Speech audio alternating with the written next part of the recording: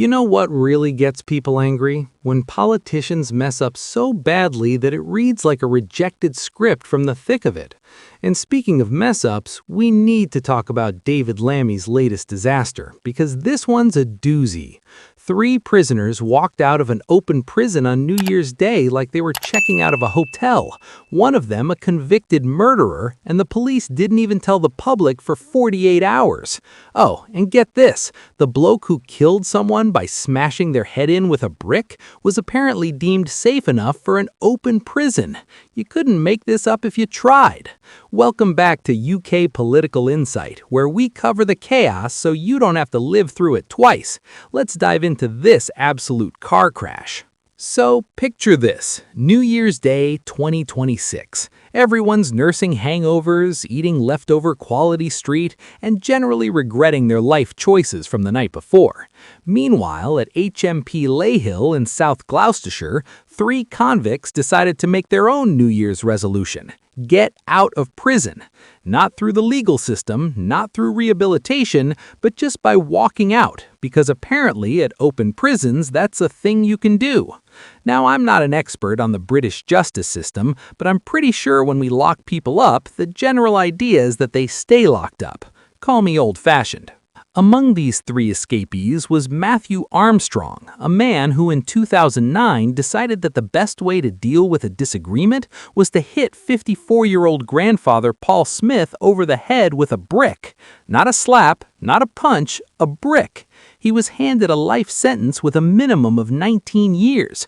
But here's where it gets even better. This wasn't some model prisoner who turned his life around. Armstrong also attacked a prison officer by kicking and punching them in the head, and was one of 13 men who launched pool balls at staff during a mutiny. Oh, and he orchestrated a 7-hour riot at HMP Leyhill, where pool balls and chairs were thrown at staff. So naturally, the logical conclusion was to put him in an open prison, because if there's anyone who screams low risk, it's the brick-wielding, prison officer attacking, riot-organizing murderer. Makes perfect sense. Now, you might be thinking, surely someone raised a red flag about this. Surely someone in the parole board looked at this guy's file and thought, hang on, maybe he's not quite ready for the honor system. But no, according to Justice Minister Alex Davies-Jones, at the time of the risk assessments, no concerns were raised. No concerns? None? Zero? Zilch? I've had more thorough risk assessments when I've tried to return something to Argos without a receipt. This is a man who turned prison into his own personal fight club, and apparently the paperwork said he was fine. Either the risk assessment forms are being filled out by someone who can't read, or we've got a system so broken it makes Liz Truss's economic plan look competent by comparison.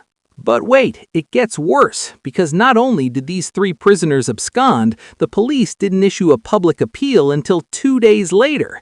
2 days! 48 hours. That's not a delay, that's a long weekend. You're telling me that a convicted murderer goes missing and the public don't get told for 2 full days? What were they doing in that time? Having a committee meeting about the committee meeting to discuss whether they should have a meeting about telling people? This is the kind of bureaucratic incompetence that would make Yes Minister blush.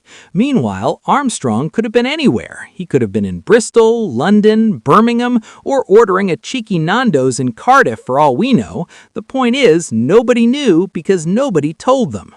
Shadow Justice Secretary Robert Jenrick absolutely tore into the government over this, and honestly, you can't blame him. He stood up in Parliament and said a murderer is on the loose, a murderer and a violent offender. Once again, the Justice Secretary's strongest ever checks have been a resounding failure.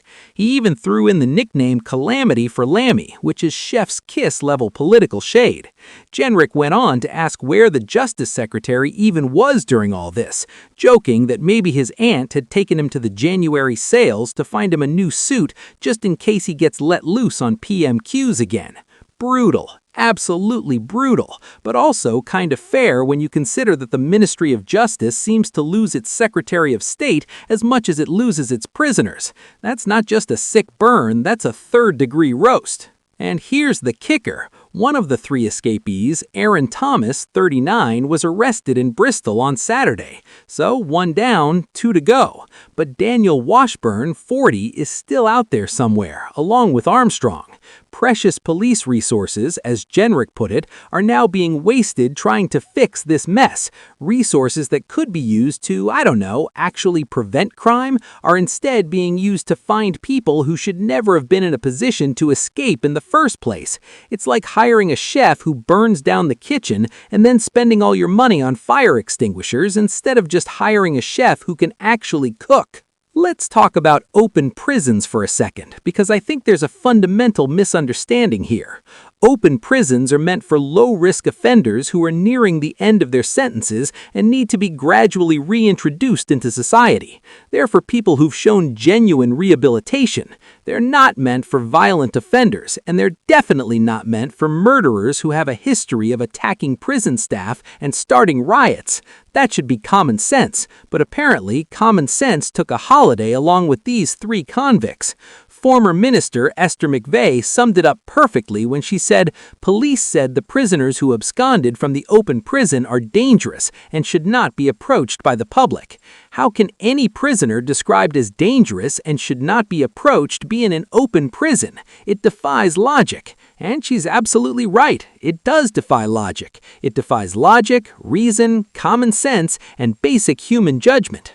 So how did this happen? Well, according to Alex Davies-Jones, these individuals had been moved to open conditions at different points in 2024 after recommendations from the Independent Parole Board.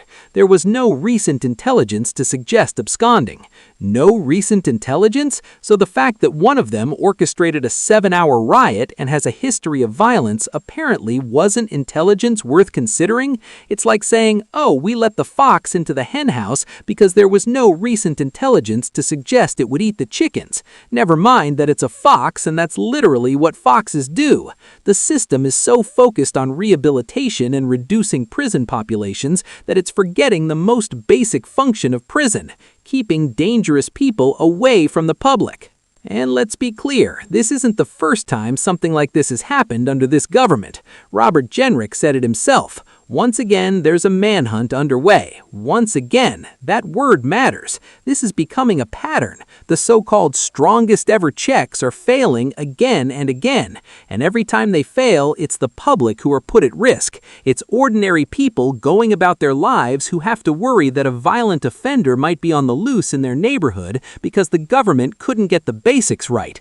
That's not just incompetence, that's negligence. But here's where it gets really interesting. David Lammy has been noticeably quiet throughout all of this. The man who's supposed to be in charge of the justice system, the man who's supposed to ensure that prisons are secure and that the public is safe, has been basically nowhere to be seen. Jenrick asked where the Justice Secretary was, and it's a valid question. When a crisis like this happens, you expect leadership, you expect accountability, you expect the person in charge to stand up, take responsibility, and explain what went wrong and how it's going to be fixed. Instead, we get radio silence. It's like he's taken a page out of the escaped prisoner's playbook and just vanished. This whole situation raises serious questions about the state of the British justice system. How many other murderers are in open prisons? How many other violent offenders are one bad decision away from just walking out? And more importantly, who's making these decisions? The parole board is supposed to be independent, which is fine, but independent doesn't mean infallible. Someone looked at Matthew Armstrong's record, saw the murder, the assaults on prison staff, the riots, and thought, yeah, open prison, why not? That person needs to be held accountable. But so does David Lammy, because whether he made the decision or not, he's the Justice Secretary. The buck stops with him. And the timing couldn't be worse. Public trust in the justice system is already at rock bottom. People are sick of hearing about criminals getting off lightly, about prisons being overcrowded, about violent offenders being released early because there's no space. And now this. 3 convicts, including a murderer, just casually leave an open prison, and the government takes 2 days to even tell anyone. It's the kind of story that makes people lose faith in the entire system. And the worst part is, it's entirely preventable. This didn't happen because of some unavoidable act of God or because of circumstances beyond anyone's control. This happened because of bad decisions made by people who should know better. The opposition is having a field day with this, and honestly, you can't blame them. This is political gold for the Tories. Robert Jenrick's speech was a masterclass in opposition tactics. He hit every point, from the incompetence to the lack of leadership to the waste of police resources. He even managed to get a few jokes in, which is always good for the highlight reel.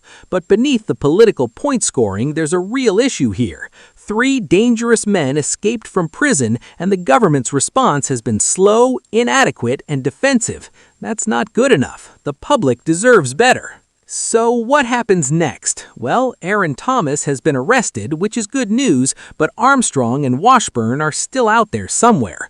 Police are scrambling to find them, and you have to feel for the officers involved. They didn't create this mess, but they're the ones who have to clean it up. Meanwhile, there's been an urgent probe ordered into the blunder, which is government speak for we messed up and now we need to look like we're doing something about it. But a probe isn't going to